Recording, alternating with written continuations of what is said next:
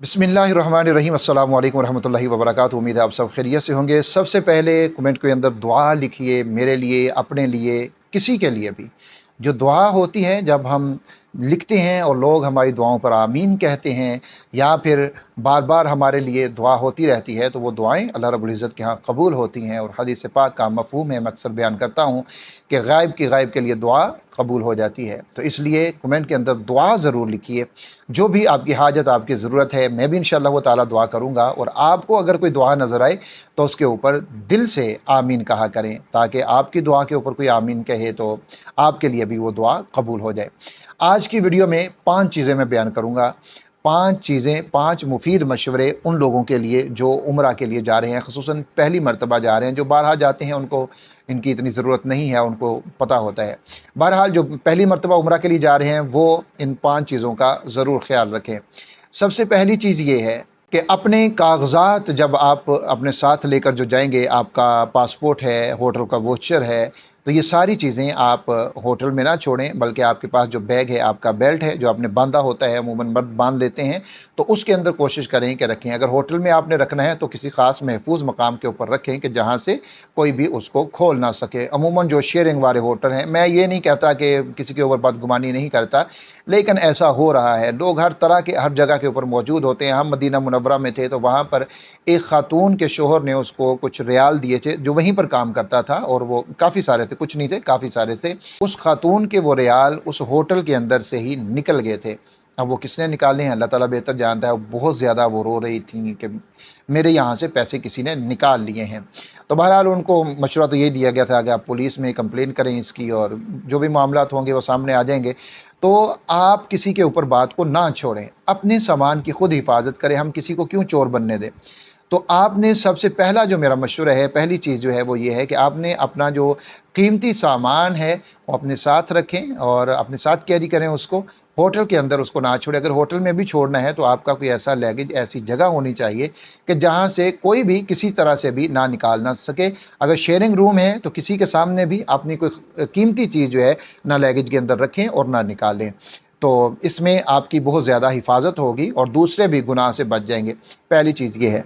दूसरी चीज़ ये है कि जब आप पहली मर्तबा हरम में जाते हैं और काबतुल्लाह आपके सामने होता है, बुज़ुर्गान दीन उलमा इकराम ने लिखा है कि आप काबतुल्लाह के ऊपर जब पहली नज़र पड़े तो आप दुआ मांगें, तो ये एक बड़ा कबूलियत का वक़्त होता है, क्योंकि काबतुल्लाह पर अल्लाह की रहमतें नाजिल हो रही हैं। जब पहली दफ़ा इंसान देखता है तो एक ख़ास कैफियत होती है, तो उस वक़्त आप जो दुआ मांगे तो कबूल होती है। तो फिर वहाँ पर होता ही है कि अमूमन लोग बिल्कुल सामने ही रास्ते में ही खड़े हो जाते हैं, वहाँ पर दुआ मांगने लग जाते हैं। तो फिर उस तरह जो वहाँ इंतज़ामिया है, पुलिस है, शुरते हैं, वो भी फिर कहते हैं भाई साइड पे हो जाओ, इधर उधर हो जाओ, साइड पे हो जाओ। तो आप साइड पे होकर, सामने रास्ते के अंदर खड़े ना हो, बल्कि एक साइड पे खड़े हों जहाँ पे आपको लगे यहाँ मैं आपको 5 मिनट अगर खड़ा होना चाहूँ, 10 मिनट खड़ा होना चाहूँ तो मैं यहाँ पर खड़ा हो सकता हूँ। तो साइड पे खड़े होकर आपने दुआ करनी है। दुआ करने के बाद फ़ौरन ही तवाफ़ शुरू ना कर दें, पहले देखें अच्छे तरह से, काबतुल्लाह की ज़ियारत करें, बैठें थोड़ी देर, और फिर आप रुख को ढूंढें, जिस तरफ हजर अस्वद है उस तरफ जाइए और फिर अपने तवाफ़ को आपने शुरू करना है।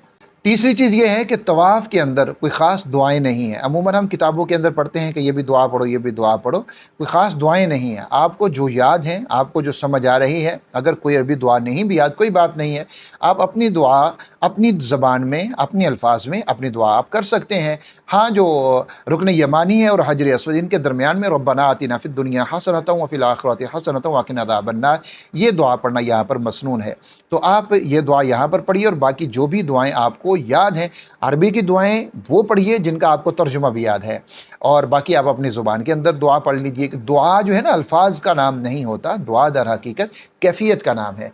और अगर हम अल्फाज का रट्टा लगा कर पढ़ेंगे तो वो कैफियत नहीं होगी, वो अल्फाज तो होंगे, कैफियत नहीं होगी। इसलिए दुआ कैफियत का नाम है। वो दुआएं मांगिए जिनका आपको पता है कि मैं इसमें क्या कह रहा हूँ, मेरे अल्फाज का मानी क्या है और मैं अपने रब से क्या मांग रहा हूँ। इसलिए दुआ करते हुए आप उन अल्फाज को चुनाव करें जो अल्फाज आपको पता है, जिनका मानी आपको पता है, जिनका तर्जुमा आपको पता है। तो कोई ख़ास दुआ इसमें नहीं है, किताबें पकड़ के दुआएं पढ़ने की ज़रूरत भी नहीं है। जो आपको याद है वो दुआ आपने पढ़नी है। चौथी बात इसमें यह है, चौथा मशवरा मेरा इसमें यह है कि जब आप तवाफ़ से फ़ारिग होते हैं, तवाफ़ से फ़ारिग होने के बाद मकाम इब्राहीम पर 2 नफल पढ़ने होते हैं। अब यहाँ पर हमारा रवैया ये होता है, ये हमारी कोशिश, या यूँ समझिए कि कम इल्मी हमारी ये होती है کہ ہم نے یہ سنا کہ مقام ابراہیم پہ پڑھنے ہیں تو پھر ہم مقام ابراہیم پہ ہی پڑھنے کی کوشش کرتے ہیں۔ یہ مقام ابراہیم ہے، ہم کوشش کرتے ہیں اس کے بالکل سامنے ہم کھڑے ہو جائیں اور یہاں پر نفل پڑھیں۔ اب وہاں پر اگر سارے لوگ نفل پڑھنا شروع کر دیں مقام ابراہیم پر تو یہ طواف کا جو عمل ہے یہ رک جائے گا یا بہت زیادہ مشکل ہو جائے گا۔ اس لیے یہاں پر نہیں پڑھنے دیے جاتے، بلکہ کہا جاتا ہے کہ پیچھے چلے جائیں تو آپ مقام ابراہیم کی طرف پورے حرم میں کہیں پر بھی وہ نوافل ادا کر سکتے ہیں، وہ نوافل آپ کے ادا ہو جائیں گے، اس میں کسی طرح کا کوئی بھی مسئلہ نہیں ہے۔ یہ لازمی نہیں کہ آپ نے وہیں پر پڑھنے، ہاں اگر وہاں پر جگہ ہے، موقع ہے اور رش نہیں ہے، آپ پڑھ سکتے ہیں تو پھر وہاں پر پڑھ لیجئے۔ اور پھر یہ بھی دیکھا ہے کہ بعض لوگ جب اگر ان کو وہاں پر موقع مل جائے پڑھنے کا تو وہ پھر بڑے لمبے نوافل جو ہیں وہ شروع کر دیتے ہیں۔ ایسا نہیں کرنا چاہیے، بالکل ہلکی سی نماز وہاں پر پڑھیے تاکہ آپ نماز مکمل ہو سکے، دوسرے لوگوں نے پڑھنا ہے وہ بھی پڑھ سکیں اور آپ کو کوئی نماز کے دوران وہاں سے ہٹائے بھی نہیں۔ عموماً دیکھا ہے کہ پولیس والے وہاں سے ہٹا رہے ہوتے ہیں، بھئی پیچھے چلے جاؤ، پیچھے چلے جاؤ، پیچھے چلے جاؤ، تو لیکن ہمارے لوگ زبردستی وہیں پر پڑھ رہے ہوتے ہیں تو نماز کی بھی بے اکرامی ہو گئی، مطاف کی بے اکرامی ہو گئی، اور زوار کی جو عمرہ پڑا ہے اس کی بے اکرامی جو ہے پولیس والوں کے ہاتھوں ہو جاتی ہے۔ تو اس لیے وہ کام ہم نہ کریں کہ جس کے ساتھ بے اکرامی ہو۔ تو نوافل مقام ابراہیم سے پیچھے آپ کہیں پر بھی جا کر پڑھ سکتے ہیں، اس میں کوئی مسئلہ نہیں ہے، آپ کے نوافل ادا ہو جائیں گے۔ پانچویں چیز یہ ہے کہ سعی کے دوران بھی ہم نے دیکھا ہے کہ وہاں پر لوگ کتاب پکڑتے ہیں اور وہاں پر دعائیں پڑھ رہے ہوتے ہیں کتابوں سے دیکھ دیکھ کر۔ یاد رکھیے کہ یہاں پر بھی آپ کو کتاب سے دیکھ کر دعا پڑھنے کی ضرورت نہیں ہے۔ جیسا کہ میں نے پہلے عرض کر دیا، دعا محض الفاظ کا نام نہیں ہوتا، دعا دل کی کیفیت کا نام ہوتا ہے۔ تو آپ وہ دعائیں، خوب دعائیں کیجیے۔ ایک تو وہاں گپ شپ مت ماریے، سعی کے دوران گپے نہ ہانکیے، ادھر ادھر کے معاملات نہ کیجیے، بلکہ دعا کیجیے اور دعا آپ اپنے الفاظ میں کیجیے۔ اور اسی طرح آپ ذکر و اذکار کیجیے، سبحان اللہ والحمد للہ ولا الہ الا اللہ واللہ اکبر ولا حول ولا قوۃ الا باللہ۔ آپ سبحان اللہ وبحمدہ، سبحان اللہ العظیم، کوئی بھی آپ ذکر و اذکار جو ہے وہ سعی کے دوران کر سکتے ہیں۔ اور دعائیں یہاں پر بھی آپ اپنی مرضی سے مانگ سکتے ہیں، جو دعا آپ کو یاد ہے معانی کے ساتھ، ترجمے کے ساتھ آپ کو یاد ہے، اس دعا کو آپ نے وہاں پر مانگنا ہے۔ تو یہ وہ 5 مفید مشورے ہیں، اگر آپ ان کو اپنے ذہن میں رکھتے ہوئے آپ عمرے کے لیے آئیں گے تو انشاءاللہ تعالی آپ کو بہت زیادہ فائدہ ہوگا اور اس میں آپ کو عمرہ کرنے میں بہت زیادہ آسانی ہوگی۔ عمرے کے حوالے سے بہت سارے مسائل اور رہنمائی ہمارے چینل کے اوپر موجود ہے، آپ اس کو دیکھ سکتے ہیں۔ اور عمرے کے حوالے سے کوئی بھی آپ کے ذہن میں کوئی مسئلہ ہے تو اس مسئلے کو آپ کمنٹ کے اندر ضرور لکھیے، انشاءاللہ تعالی اس کا جواب میں آپ کو قرآن و سنت کی روشنی کے اندر ضرور دوں گا۔ اور دعائیں ضرور کیجیے، میرے لیے بھی، اپنے لیے، سب کے لیے کیجیے کہ اللہ رب العزت مجھے، آپ کو، ہم سب کو بار بار حج بیت اللہ اور عمروں کی سعادت نصیب فرمائے، آمین یا رب العالمین۔